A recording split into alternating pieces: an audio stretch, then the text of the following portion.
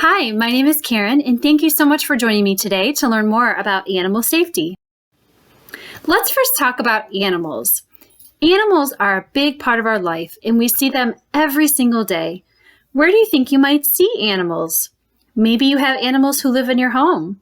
Or maybe you have animals who live next door in your neighborhood, or at a grandma or grandpa's house, or maybe even at a friend's house. We all have animals that live within our communities as well, which we call wildlife. Animals like ducks, squirrels, this cute little groundhog here. All sorts of animals live around us as well too. So every day we see animals.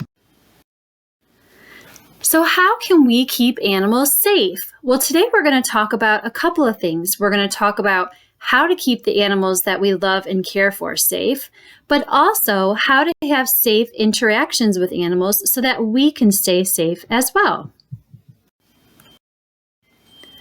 So let's first talk about the animals that may be living in our homes. Take a look at this dog here. This dog has something very important around her neck that's going to help her stay safe if for some reason she gets lost. Can you find it? If you guessed a collar, great job. She has a collar on, and the collar has something else very important on it that will also help her to stay safe. What do you think it is? Did you guess tags? Great job. Tags are a really important part of the collar. A tag can have an owner or guardian's phone number, name, address, or just information that can help a lost animal get back to their home. We recommend that every animal has a collar and tags on their body at all times to help them stay safe, just in case they get out or get lost. Sometimes we leave the house with our animals. We might want to take them on a walk, or maybe we have to take them to the veterinarian or to travel somewhere. So when we leave the house with our animals, there are some other tools or equipment that we need to help them stay safe. Take a look at this dog in this picture. What do you see is attached to his collar to help him stay safe while he's out on a walk? Did you guess a leash? Well, you're right. Animals who are walking when they leave our house should always have a leash attached to their collars to make sure they stay with us, but also make sure that they don't get into anything unsafe or meet any other animals that maybe aren't going to be a good fit for them. But sometimes we have to take our animals who don't walk when we leave our house, and we have to keep them safe as well. Take a look at this cat here. What do you see this cat is currently inside to help her stay safe when she's getting ready to leave the house? Did you guess a carrier? Well, you're right. A lot of our small animals, cats or small dogs, guinea pigs, hamsters, always can be transported in a carrier to help them stay safe. Now let's talk about another way we can keep our animals safe. Making sure our animals get the right kind of food as well as the right amounts of food is really important to keep them healthy. What kind of animal do you see in this picture? You're right, it's a rabbit. Rabbits eat a lot of food that humans also eat, but there are some foods that humans eat that rabbits shouldn't have. Let's take a look at these foods. Parsley, romaine lettuce, cucumbers, and yum, a donut with sprinkles. Which one of these foods do you think would not be good to feed to this rabbit? If you guessed a donut, you are right. Donuts are a fun treat for humans, but rabbits shouldn't eat them. They can make them sick, and it's hard for them to digest. Let's take a good look at this adorable dog here. Let's look at some foods that we might consider feeding to this dog. Dog food, a chocolate bar, and carrots. Which one of these foods do you think are okay for a human to eat, but not okay for this dog to eat? Did you guess chocolate? You're right. Chocolate is actually poisonous for dogs and can make them very sick. And a lot of times food that humans can eat is not okay for our animals to eat. So before feeding your animals anything, it's always good to check with an adult or talk to a veterinarian to see if it's okay for them. The next thing we're going to talk about is how to keep animals safe by feeling happy. Animals have feelings just like humans do. In fact, they feel a lot of similar things. Take a look at these pictures. Let's start with this dog here. What do you think this dog might be feeling?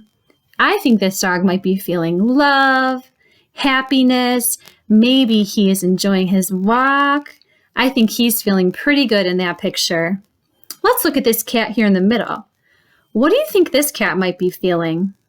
I'm thinking this cat is feeling scared, nervous, because she is hiding behind these boxes and gently peeking out. What do you think this dog is feeling over here? I think this dog is feeling playful and having a great time playing with his tennis ball. And we can tell a lot of the ways that animals are feeling just by looking at their bodies. One great thing to know is we as humans can help our animals feel safe and feel happy by the way we handle and pet them. Look at the kids in this picture doing such a great job gently extending their hands so that these two animals can get to know them. Animals really like to get to know other animals, including humans, by sniffing. And both of the kids in these pictures are just gently giving these animals a chance to say hello and meet them. It's kind of like shaking a hand of another person that we know. So when we meet an animal, a lot of times it's fun to pet them. So how can we pet an animal to keep them feeling safe? Well, one thing that's important is to pet them gently. We want to make sure that the way that we're touching their bodies is one that's going to make them feel comfortable and one that they're going to enjoy. Another thing that's really important is when we pet them, we start by petting them from the head to the tail. Now, we don't have to pet their whole body every time, but we always want to pet in the direction of their fur. Starting from the tail and going to the head can be really uncomfortable for our animals. And the last way we're going to talk about petting an animal today is using only one hand. We as humans love to hug and snuggle, and animals like to snuggle sometimes too. But to keep animals feeling safe, it's always a good idea just to pet them with one hand only at a time. Now, when we're petting animals, where do you think are safe places to pet them? If you sit on their chest, that's a great idea, especially for animals that we've never met before. This helps them to be able to see where our hands are and make sure that they're comfortable. We always recommend starting just with a gentle chest or chin pet on an animal. You may start petting an animal on the back or on top of their head once you get to know them a little bit more and they're comfortable around you. Now, where do you think on their body are some places that we should probably never pet an animal? Did you guess on their paws? If you guessed on their paws, you're right. Most animals don't like their paws being touched, so we always recommend not petting an animal or touching their paws. Where else do you think we might want to not pet an animal? If you guessed their ears, that's another good guess. A lot of animals don't like their ears being touched. There's one more spot that I'm thinking that most animals don't like to be pet or touched. Can you guess what it is? You're right, it's their tail. A tail on an animal is very sensitive in an area that they don't usually like to be pet. So we always recommend not petting animals or touching their tails, and of course, never pulling an animal's tail. A lot of times with our animals, we love to pick them up and we want to snuggle with them. Picking up an animal can be really fun, but we always want to make sure that an adult there can help us do so safely. We want to make sure the animal's comfortable being picked up, because some animals really don't like to be picked up. It might scare them or it just might be uncomfortable for them. So before trying to pick up an animal, always ask an adult to help you, or make sure that the animal is looking and feeling comfortable when you try to pick them up. So when can you pet an animal?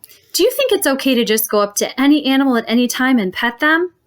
If you said no, that's what I'm thinking too. Animals are really busy just like we are. They do all sorts of things every day. They like to play. Animals like to snuggle and cuddle. Animals love to take naps and go to sleep. And of course, animals eat and drink throughout the day. So what times during the day do you think it's okay to pet an animal?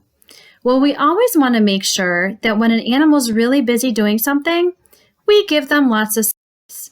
So if an animal is eating or drinking, or maybe they have a special new toy they're playing with, a lot of times it's good to give them that space to enjoy themselves. Animals will let you know when they're ready to be pet. Both the boy and girl in this picture are doing a great job giving these animals some space. They're around the animals, but they're not trying to pet them. They're just letting the animals be comfortable and enjoy being around their human that they love so much. Wow, everybody has learned so much today about how to keep animals staying safe and also how to keep them feeling comfortable. We would love to have you guys create posters or write stories to help educate other people on how to stay safe.